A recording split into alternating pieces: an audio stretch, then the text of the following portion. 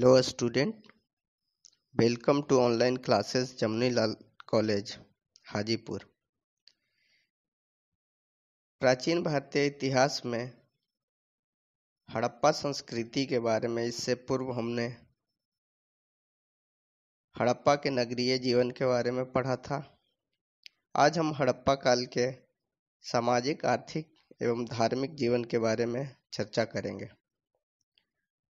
हड़प्पीय लोगों ने मानव जाति के प्रथम बंदरगाह लोथल का निर्माण किया था।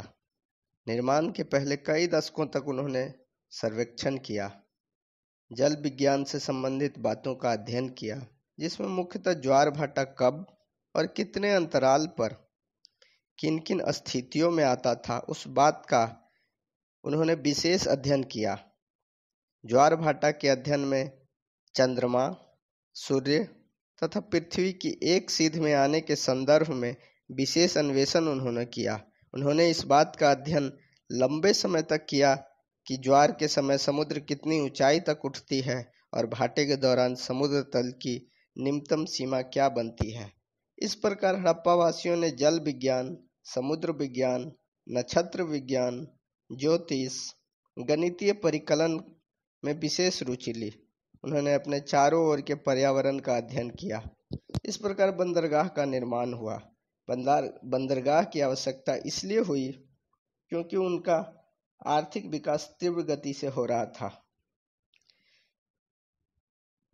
हड़प्पीय लोगों का प्रादेशिक एवं दूसरे देशों के साथ व्यापार में वृद्धि से औद्योगिक विकास हुआ, आर्थिक विकास हुआ।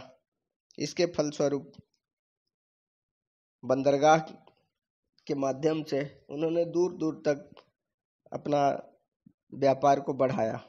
हड़प्पीय लोगों ने छोटे छोटे मनके बनाए, जिनको सूक्ष्म मनकों की संज्ञा दी गई है। इतने सूक्ष्म मनके बनाए जितने कि 1 ग्राम में 300 मनके तक गिने जा सकते थे। सूक्ष्म से सूक्ष्मतम मनके बनाने के लिए वे जानवरों की बाल का प्रयोग करते थे। जिस मिट्टी, सेलखड़ी आदि चढ़ाते थे, फिर उस पर क्षारीय लेप का प्रयोग किया जाता था और उसे बालों के द्वारा ही छोटे छोटे टुकड़ों में काट लिया जाता था। उन बालों में गूंथे हुए छोटे छोटे टुकड़ों को जब अत्यधिक तापमान पर पकाया जाता, तब वह मोती के समान चमकीले हो जाते थे।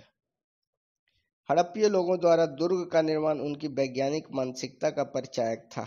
हड़प्पीय लोग उद्यमशील थे, इसलिए उन्होंने हमेशा पर्यावरण के अनुकूल अपने समाज को ढालने का प्रयास किया। हड़प्पीय समाज में प्रशासक वर्ग, कृषक वर्ग, व्यापारी वर्ग, सुनार, जौहरी, शिल्पी, कुम्हार, धोबी, मछुआरे, राजमिस्त्री, श्रमिक, दास, सेवक, रक्षक, सफाई कर्मचारी आदि सभी प्रकार के कार्य करने वाले लोग थे। रात्रि के समय प्रकाश का प्रबंध करने वाले प्रबंधक थे। ईंटों के निर्माता, परिवहनकर्ता, बुनकर, कलाकार आदि थे। ये सभी हड़प्पीय नगरों में रहते थे। इस प्रकार यहाँ सामाजिक स्तरीकरण का आविर्भाव हुआ, जो श्रम विभाजन और विशेषीकरण के फलस्वरूप अनेक वर्ग समुदायों में बटे हुए थे। हड़प्पीय समाज का विभाजन श्रम आधारित था, या दूसरे शब्दों में कह सकते हैं कि हड़प्पीय समाज की विशेषता है इसकी विविधता।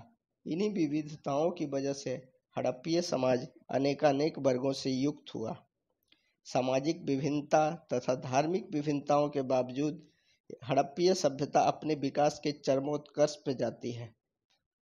हड़प्पीय लोग सौहार्द, सहयोग और सद्भाव के साथ रहते थे और यही उनकी समृद्धता की मौलिक विशेषता थी।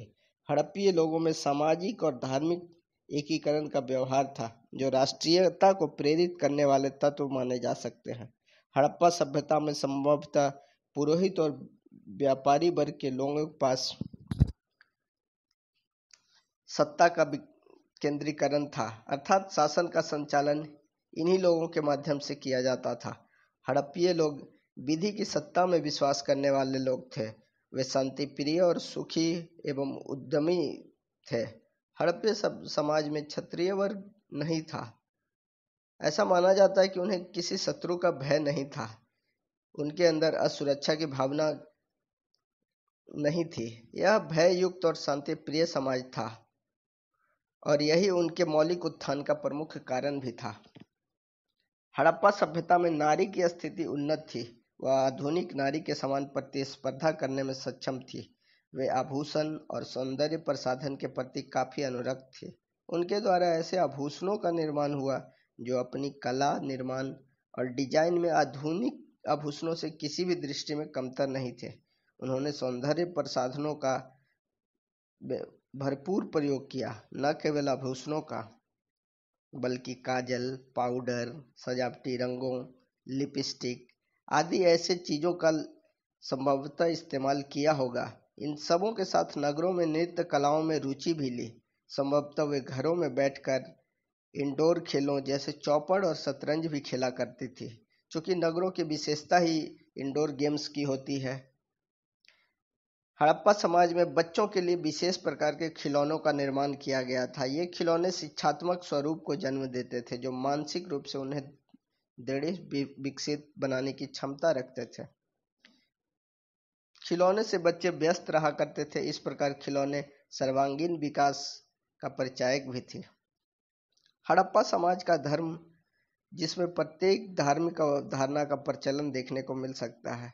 हम ऐसे किसी भी प्रकार की उपासना पद्धति, कल्प, अनुष्ठान की कल्पना कर सकते हैं जो वहां विद्यमान रही होगी। हड़प्पीय समाज की तरह धर्म में भी काफी विभिन्नता थी और यही विविधता उन्हें एक सूत्र में पिरोए हुए थी। यहाँ के लोग पशुपति, मातृदेवी, पुरुष और देवी की उर्वर शक्तियों के प्रतीक वृषभ और नागों की, इंद्र की, पशु पक्षी की, पौधों और नदी की तथा विशेषकर मिश्रित देनों की, जिसमें पशु, देवी देवता आदि संयुक्त रूप से होते थे, उनकी उपासना करते थे। इनका विश्वास था कि सत्य असत्य के बीच एक संभावित अस्तित्व संभवतः विद्यमान है। वे शैतानिक व्याधियों से बचने हेतु ताबीज का भी प्रयोग करते थे। हड़प्पीय लोगों में यह विश्वास था कि मृत्यु के बाद भी जीवन का आधार है। इस कारण वे मृत्यु के पश्चात मृतकों के साथ दैनिक उपयोग में आने वाली वस्तुओं का अन्य प्रिय वस्तुओं के साथ साथ दफन कर देते थे। हड़प्पा सभ्यता के बुर्जा होम और गुफा कराल से उपलब्ध प्रमाणों के आधार पर हमें यह देखने को मिलता है कि समाधान के समय मृतक के साथ उनकी प्रिय वस्तुओं को दफनाया गया। हड़प्पीय लोगों ने अग्नि की उपासना की, पशु बलि को अपनाया। इनका धर्म अनुष्ठात्मक अर्थात अनेक क्रियाकलापों से युक्त है। स्वास्तिक चिन्ह इनके लिए पवित्रता का प्रतीक था। हड़प्पीय लोगों ने एक ओर संन्यास को अपनाया तो दूसरी ओर देवी देवताओं की छोटी छोटी मूर्ति या मोहरों पर छाप दी।